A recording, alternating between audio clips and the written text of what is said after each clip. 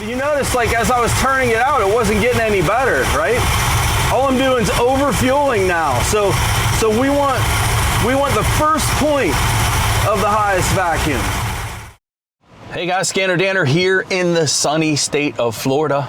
We are headed to Super Mario Diagnostics training event, and we happen to be rerouted because of flooding in Fort Lauderdale, and we got redirected to Tampa, so then we're driving there. And there is someone that lives along our route that we've been wanting to stop by and say hello, and it is Riley's Rebuilds. And I am here with my wife too, although I don't know that she wants to be on camera just yet. Oh, there she is. You're gonna see her a little bit more throughout the week. But we are very close to Riley's home. I've been speaking with her father and doing a little meetup. Just wanna highlight what she does and how she got started in rebuilding carburetors and has this all-girl team. It's gonna be great to meet you face to face. This piece of crap BMW we rented. Hey, it's Riley and Dane. How are you? Nice to meet you. Nice to meet you. You don't mind being on film, like. Not at all. Nice to meet you. Oh, yeah. That's my wife, Kristen. Hi, Kristen. How are you? I see the Jeep. I've seen pictures of the Jeep. What year is this Jeep? 95. And you got started by, I think Dad like made you rebuild your carburetor, right? Mm-hmm. Yeah, the whole thing started because she wanted her first car at 13, and I told her she had to make her money, so I taught her how to rebuild carburetors, and then she just took it off and ran with it. And well, let's see your shop. yeah. Turn on some lights and open the garage door. So the neighbors don't have a problem with this? So have like. Oh, they do. I mean, That neighbor has one of the raddest T-buckets you've ever seen. Yeah. Legitimate 1960s. His dad. So built he's a it. fan. He loves it. He's awesome. He's a huge fan. Yeah, and most of the neighbors are real cool, and we keep it low. Yeah. So this is where the magic happens. Home sweet home. It's tiny, but hopefully we get upgrades soon. I mean, if they get upgrades, I'll be gone. So it's a good opportunity to plug your business. If you guys are looking for Edelbrock, and you're expanding too, you're going beyond Edelbrock, right? But you looking for carburetor stuff, carburetor help. You want to share what your store is on? Yeah, you have an eBay store, or what? It's Riley's Rebuilds Shopify. Okay. So if you just look up Riley's Rebuilds, it's going to be like your second link there. It'll bring you there. We have all our different options, anything kind of carburetor, and then we should slowly be also getting out just anything general on the Edelbrock site, and any of like the sister and brother companies with them too. So you're going to be a distributor too then. So if I want to put fuel injection on my Power Wagon and Edelbrock setup, I can contact you. Mm-hmm. Nice. Yeah. All right, that's what I'm talking about. Like and you have some friends that are working for you too, right? That are helping you. So we have Dagny, Amelia, and Michaela. Dagny's our main soda blaster over there. Mm-hmm. Her head's always in that. Mm-hmm. And then Amelia is rebuilder or disassembler. So is Michaela. Michaela will jump in on disassembling, and she's learning how to rebuild because she recently just joined us. It was just the four of us right now. But yeah, so this is kind of just like the general shop area. We're either rebuilding or disassembling. I've seen pictures with you guys working right here. Right here. Yeah, yes. Right here. And then Dagny's either working up here. Normally we have a tumbler going because our whole process we disassemble. So when we first went by, we had over 300 packages on our doorstep, and so that's why we have so many carburetors on these shelves, and we've taken a lot off of them. Mm-hmm. And you've had people asking you for stuff that you've had in stock. Yeah, so exactly. Yep. But then there's an option on our site that's for about $160, and it is you send us your carburetor, and we'll get it all clean and pretty and send it back to you in like 14 days or less. Awesome. So, kind of a little bit of everything. Yeah. And then we do car work, so we took like engines out of my dad's trucks. Yes, what are we looking at under this plastic right here? What's this for, Dane? Yeah, this is my for your drag truck. Okay. My Red Express. Okay. A 512. For my tin grill buddies. That's it, man. Okay. It's a 440 stroke to 512. Okay.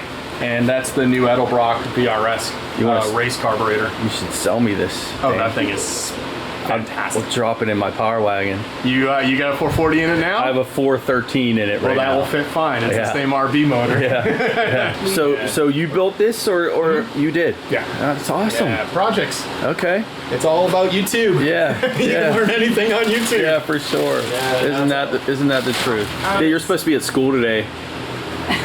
Because I talked to your dad originally, and I'm like, hey, on a whim, we're coming down. Senior year. It's senior year. Is this senior skip day today? Yeah. Okay. Yeah. Yeah, no, but when I originally talked to your dad, I said, we're coming down. I'm here on a whim for a automotive training event in Fort Lauderdale. But then the 2 feet of rain they got, we were supposed to fly there, not here, right? So we're in Tampa, and I'm like, wait, I know Riley's Rebuilds is in the Tampa area, right? The Tampa area. So now you're here, you're skipping school. I'm not skipping school. You are skipping school. That's awesome. And what a great setup you got going here. It's really cool to meet you guys, and thanks for letting me stop down and turn the camera on and put it in your face. And I know you should be getting used to it by now, right? But, well, cool. Riley's Rebuilds, look her up, right? You need carburetor stuff. You got to look up Riley. Now we know where to go when we get stuck down, if we get stuck down here in this area when we're vacationing. Give us 2-day notice, and we talk to mom, because mom is boss. Yeah. You guys can have a place to stay. Oh, nice. Yeah. Nice. Yeah. If it snows unexpectedly and you get stuck down here, I like it. Just let us know. I like it. I like it a lot. We appreciate you guys a lot, man. Thanks for letting us come down with my wife and I. Sorry I'm not on camera. You guys watching. Caleb's normally the guy, and I'm there too, but I'm just behind the camera today. So Riley's Rebuilds.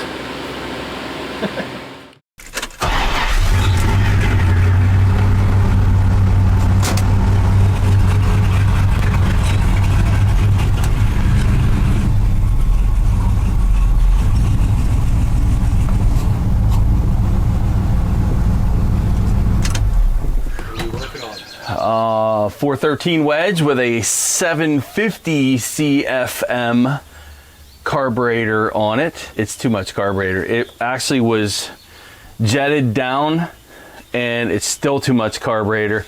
And with this particular one, I'm having issues with the accelerator pump circuit, that the initial turn of the throttle, we get a little bit of air in there, and I've done everything that I could possibly do with that accelerator pump circuit, and I can't fix it. Even to the point of taking the check ball that's in there and staking it down, taking the spring out or the weight out, making sure our float levels are right. So it was the combination of those two things that made me get a different carburetor, and that's where Riley came in for us. Let's see what we got here. So not only does she rebuild them, she is also a distributor.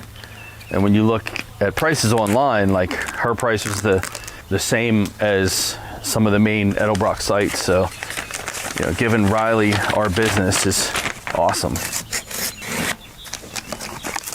1906. So this is a 650.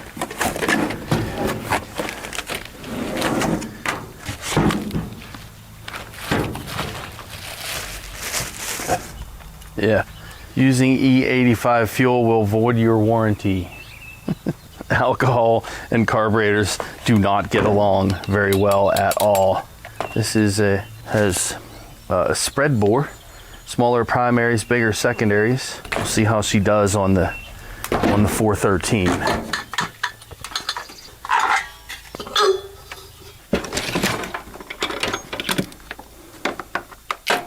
Those are steel toes. Yes, they are. Those are my safety flops. You're a safety flop. Here, let's see if we get a shot of the accelerator pump on this one. Oh. Okay, go ahead. Close it all the way and open it just a little bit. A little bit more. Let off. Hit it. Yeah. Let off. Hit it. Okay. That didn't really show it well, On the slow Excel, it just kind of trickles out. It should be a steady stream the second you touch that throttle, and I could not get this carburetor set up right. And you know, the fact is it's over fueling based on the soot and the exhaust, the smell of it. It's just running too rich. We drop down to a 650. We'll see how she does with the 650. Yeah, you name it. I've messed with every adjustment, bent this piece, have bent the rod, moved it to different holes for this is the accelerator pump. Like I said, messed with the inside. The float level is critical on these as far as your accelerator pump circuit goes. You messed with that, and I improved it in everything I did, but I could not get rid of the hesitation on acceleration. It's just getting some air, the initial shot of the accelerator pump, and it should be fuel. We're getting rid of the 750. We're putting a 650 on. I think it's a big mistake many people make is over carbureting an engine. I've been saying that for years. So we need to take the plug out of this one, put it in this one, right? No, we don't, because in the kit, there's a plug in there. Let me show it to you. Sweet. Nice. Yeah, that's pipe threading too. So you don't really need to put any sealant on it. We'll put some Teflon tape on it just to help lubricate it.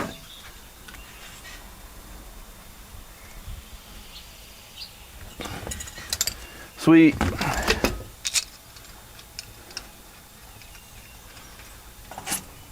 Where's that sweet? I like a direct bolt on, man. AVS2. AVS2 is the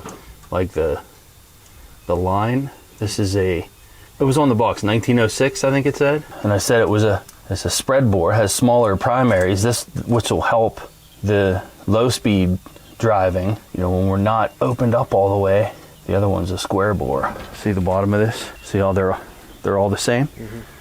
So compare them side by side. This is what they would call a square bore, and the other one you see is they call it a spread bore. It's got smaller primaries, larger secondaries. Last piece, throttle linkage.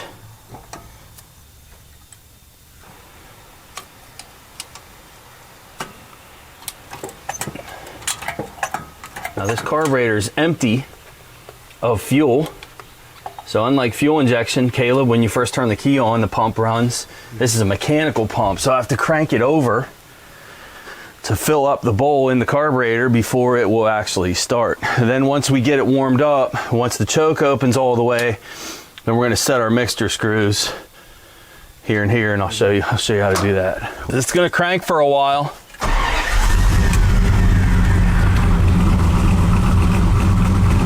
So the reason that started up, we had fuel in the intake manifold from us moving the throttle of the other carburetor. Otherwise, it wouldn't have started that quickly. Choke's still not open all the way.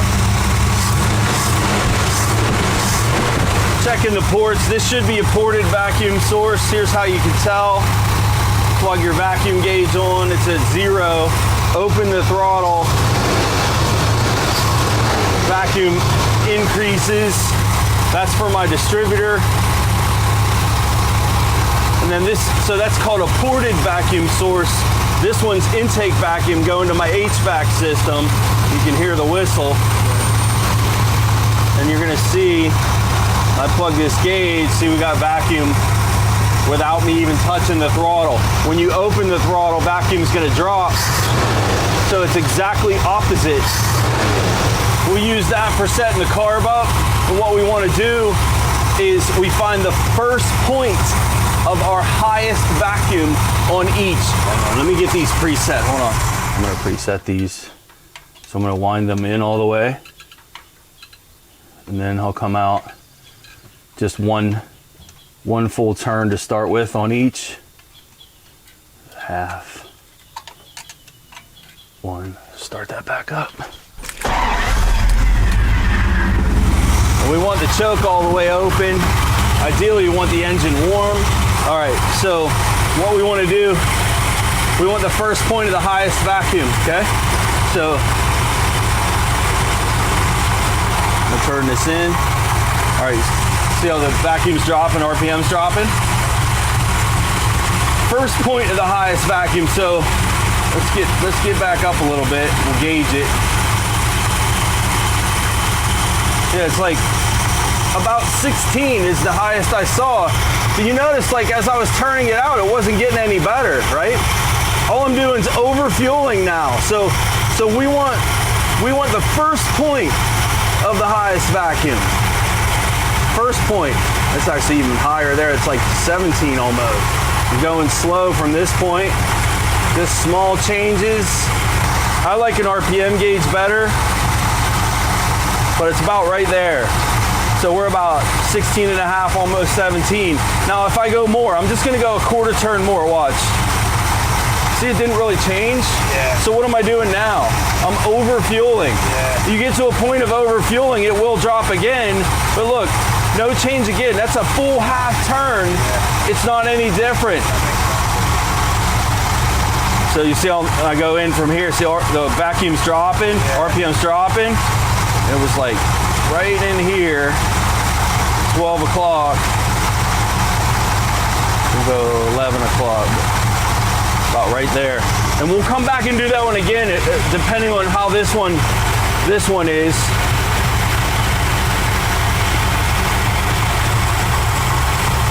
RPM dropping. Not really getting much better, right? Over-fueling. I really had that one pretty close to where it needed to be. So that's it. That's your idle mixture screw setting. You can do it with RPM. You can do it with a vacuum gauge. Remember, it's the first point of your highest RPM, your first point of your highest vacuum. Thread them in till it drops. Pull them out slowly till you find your highest RPM on each, and then go back in and find that first point. And idle's a little bit high, I think, just based on the sound.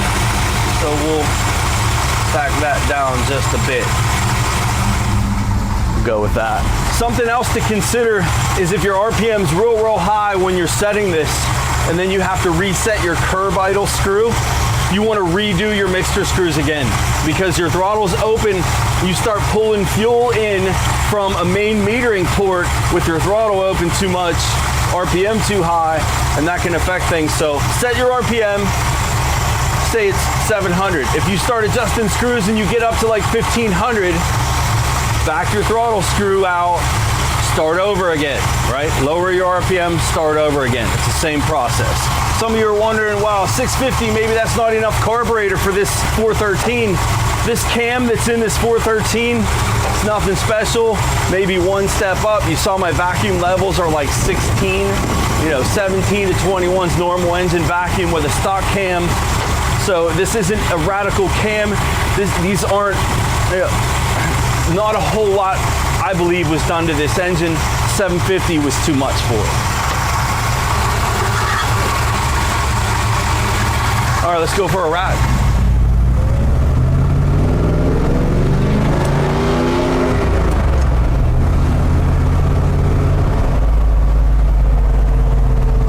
Feels good so far. I was just gonna ask.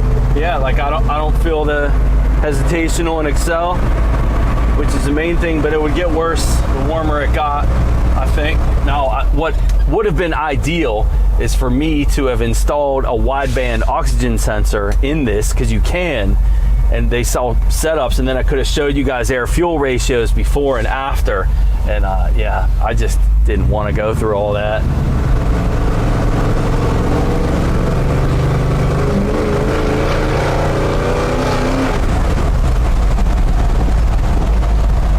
Feels good. Let me do a complete stop, do a pull out. Next up is my clutch and flywheel. I got hot spots on my flywheel, but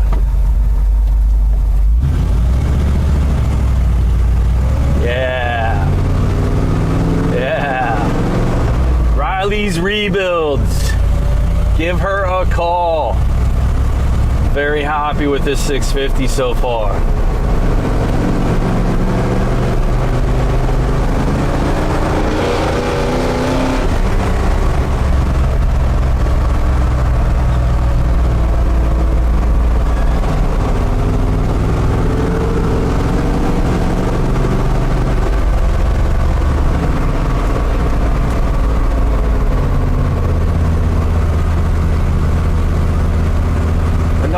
Another time or period where I knew I was over fueling would be like a fourth gear, which is direct drive, low RPM, 1100 RPM, like where we are right now.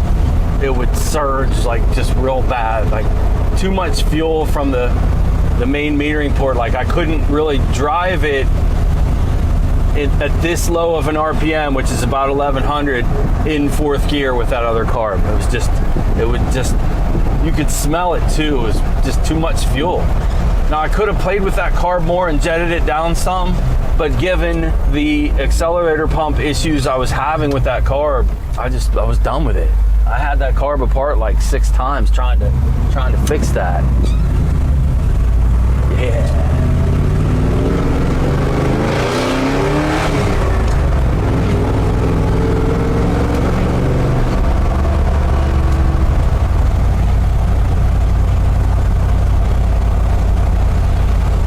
I could not do this before.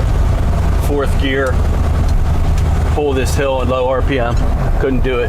So you're happy? I am happy, yeah. And it'll be even better once these plugs clean out, because I know my plugs are like all sooted up from over fueling. Maybe I'll get like 9 or 10 miles per gallon now instead of 8. I'm happy. Again, Riley's Rebuilds. Look her up for all your Edelbrock needs. Guys, thanks for joining us. We'll see you next time.